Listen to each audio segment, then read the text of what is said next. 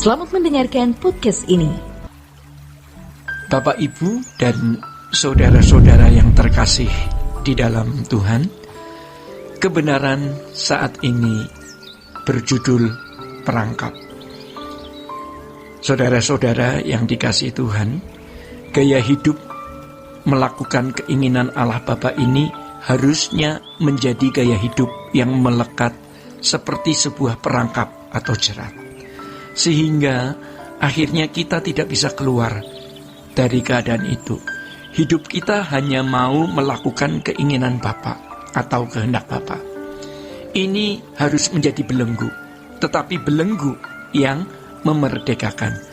Bagi orang yang hidup dengan gaya hidup seperti ini, kematiannya adalah kematian yang bermartabat. Sebaliknya, kalau seseorang terjerat oleh gaya hidup melakukan keinginan diri sendiri, tentu akibat pengaruh dari lingkungan dan dunia, maka hal tersebut juga bisa menjadi perangkap atau jerat, sehingga seseorang tidak bisa keluar dari gaya hidup tersebut. Ini adalah perangkap yang membinasakan. Saudara-saudara, perlu kita ketahui bahwa ada perangkap yang memerdekakan dan ada perangkap yang membinasakan.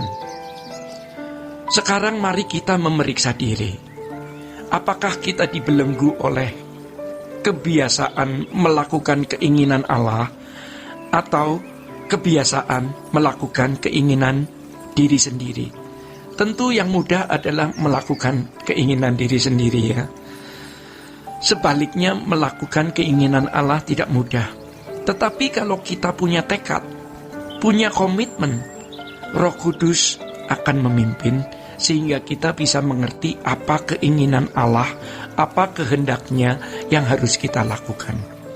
Jadi kalau orang terperangkap dengan gaya hidup menyenangkan dirinya sendiri, maka kematiannya adalah kematian yang tidak bermartabat. Bapak, Ibu, dan saudara-saudara yang dikasihi Tuhan, kalau kita bisa memberi diri terperangkap dengan keinginan ini, kita akan sangat bersyukur. Kita tidak pernah menyesal, walau ini berat sekali, sebab ini adalah pilihan yang terbaik, ya, dan sejatinya harus menjadi satu-satunya pilihan di singkatnya masa hidup kita di bumi ini. Sampai akhirnya ini menjadi gairah hidup. Ketika kita berani memiliki komitmen, Tuhan pasti akan menuntun kita. Dan pada prinsipnya, asal kita mau dan nekat, Tuhan akan menolong kita. Apa yang menjadi kesenangan-kesenangan kita harus rela kita tinggalkan. Itu harus dimulai dari diri sendiri.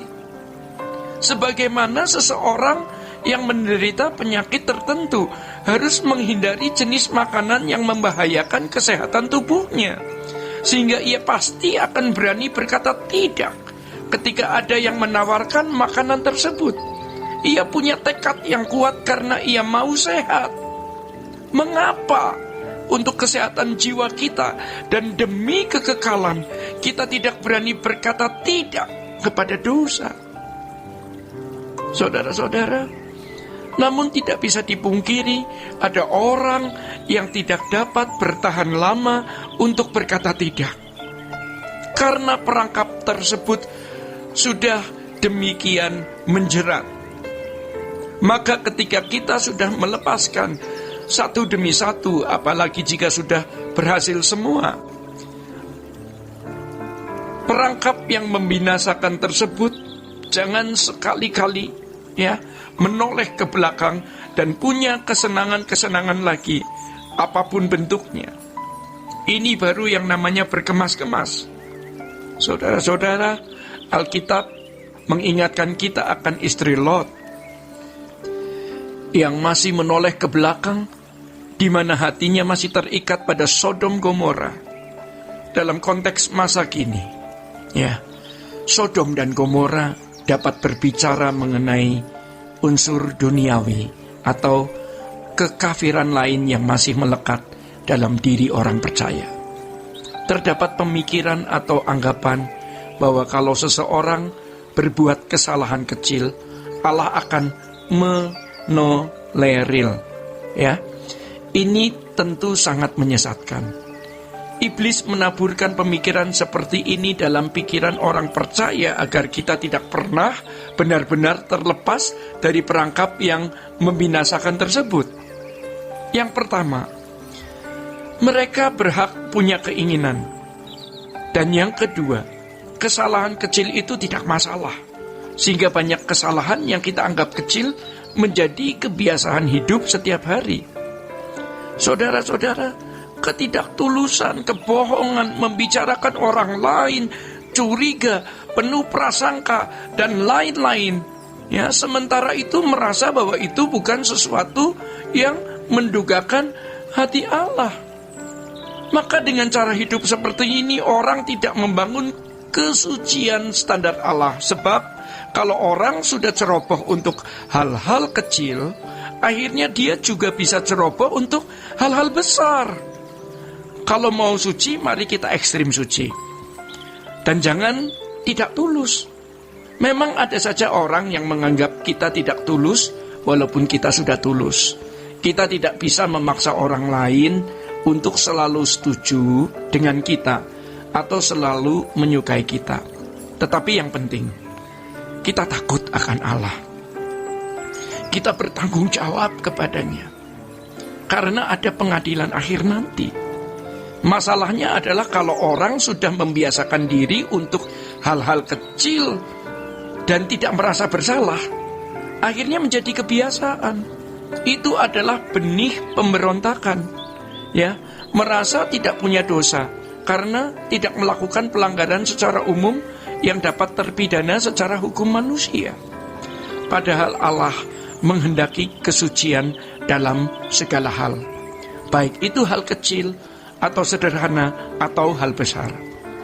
Saudara-saudara, Allah menghendaki kita hidup tidak bercacat dan tidak bercela dalam segala hal. Ini sama dengan apa yang dikatakan oleh Tuhan kita Yesus Kristus di Matius 5 ayat 48. Sempurna seperti Bapa. Jika tidak demikian berarti tidak bersedia mengikut Tuhan Yesus atau ikut jejaknya. Kita hidup di hadapan Allah dengan mata terbuka setiap saat. Kita takut akan Allah bukan karena mau dinilai manusia. Ya, keadaan hidup di mana seseorang masih melakukan hal-hal yang mendukakan hati Allah, sekalipun itu kelihatannya kecil. Ya, ia tidak memiliki kesucian berstandar Allah. Sebab ketika Tuhan berkata, kuduslah kamu sebab aku kudus, seperti di dalam 1 Petrus 1 ayat 16. Tentu saja kekudusan yang dimaksud adalah kekudusan berstandar Allah atau kekudusan standar Allah, bukan standar yang lain. Saudara-saudara, orang yang masih mendukakan hati Allah, kematiannya tidak bermartabat. Saudara-saudara, demikian kebenaran saat ini. Tuhan Yesus memberkati. Sola Gracia.